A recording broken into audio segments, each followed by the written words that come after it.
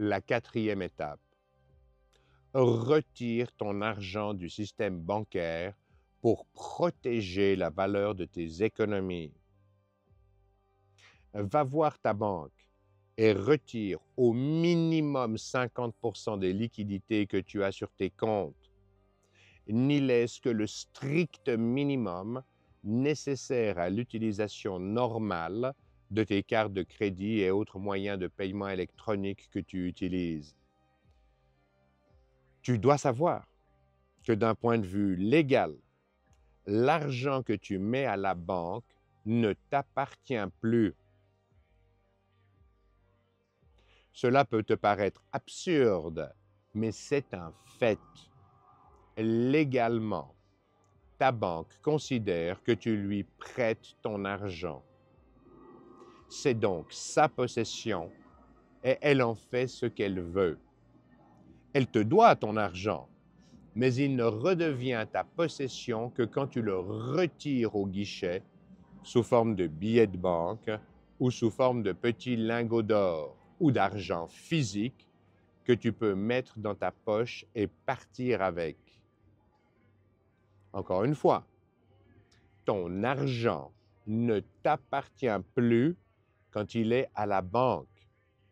D'un point de vue légal, tu lui prêtes ton argent, tu prêtes ton argent à la banque, donc il appartient à la banque.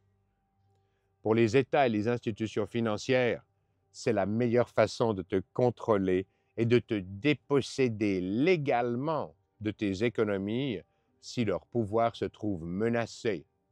Ils peuvent te voler sans que tu puisses faire quoi que ce soit.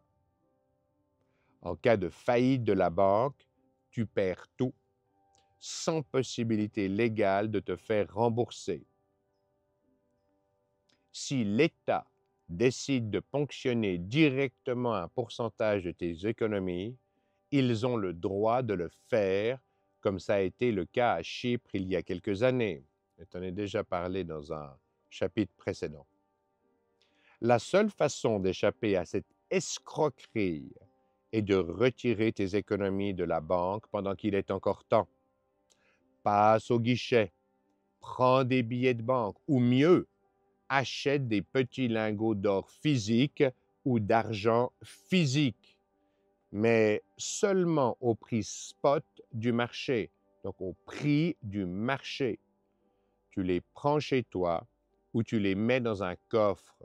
C'est la seule façon de vérifier si ton argent vaut encore quelque chose. Tu le convertis en une valeur réelle ou une valeur tangible.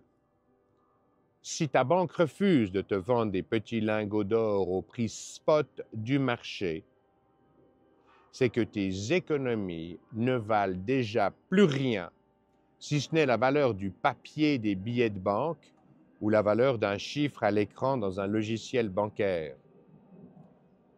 Si la banque accepte de te vendre quelques petits lingots, mais en te prenant 20 à 40% de frais, de taxes, c'est qu'ils anticipent déjà la perte de valeur de ton argent à 1, 2 ou 3 années.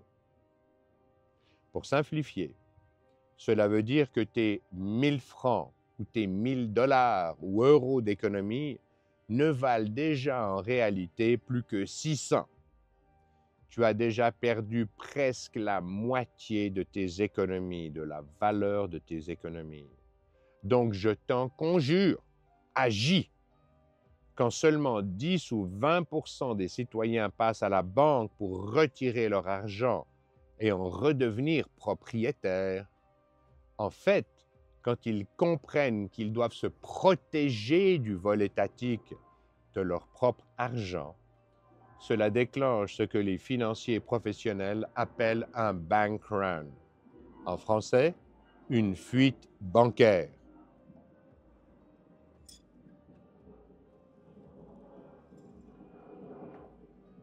Cela provoque instantanément une explosion du système bancaire et financier dans son ensemble par manque de liquidité des banques qui ne peuvent pas faire face à une sortie de cash aussi importante. C'est ton but. C'est ce que tu veux. Je te rassure, le chaos monétaire ne durera que quelques heures ou quelques jours tout au plus. Casser l'outil financier n'est pas ton objectif. Tu veux le voir renaître en tant que service dont tu es le propriétaire et l'usager. Pour cela, le système d'aujourd'hui doit mourir.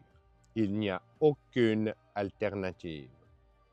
Tous les outils et les technologies informatiques sont déjà en place pour passer des monnaies contrôlées par les États à des monnaies obéissant aux règles constitutionnelles décrites dans les chapitres 7, Sources de revenus des États, et chapitre 11. C'est une simple décision politique. Toutes les monnaies électroniques sont déjà prêtes. Donc, c'est une volonté politique. Il faut simplement un événement déclencheur pour mettre en route cela. Donc, il suffit d'une simple décision administrative qui peut être prise en moins d'1 heure. La vraie question est, l'État va-t-il nous rendre tous égaux devant la valeur de l'argent, comme nous sommes censés l'être devant la loi? La réponse est évidemment pas, sans y être contraint et forcé. Tous les sages qui ont pensé au rôle de l'argent dans nos sociétés sont arrivés à la même conclusion. Il faut rendre au peuple ce qui appartient au peuple. Les États savent que tôt ou tard, ils seront forcés de te rendre le contrôle qu'ils ont sur les monnaies. Ils devront le rendre au peuple, le rendre aux citoyens. Ils devront te rendre un service qui t'appartient. Ils devront te rendre ce qui est à toi, un service qui, encore une fois, t'appartient. Ils ne font que retarder l'échéance pour te contrôler, pour garder le plus longtemps possible le pouvoir total qu'ils ont sur toi. Encore une fois, relis le chapitre 7, Sources de revenus des États, en particulier l'histoire des banques centrales, pour comprendre comment ils se rendent coupables d'actes malveillants, d'usage malhonnête de la violence légale, de maintien de structures totalement anticonstitutionnelles. Protège-toi, retire tout ou au minimum 50% de tes économies et provoque le bank run qui mettra notre système économique au pied du mur. C'est à toi de le faire. C'est ta responsabilité. Cela ne peut venir que de toi. Sois un exemple. Sois un résistant. Sois un homme courageux. Tu en sortiras grandi, plus fort et plus libre.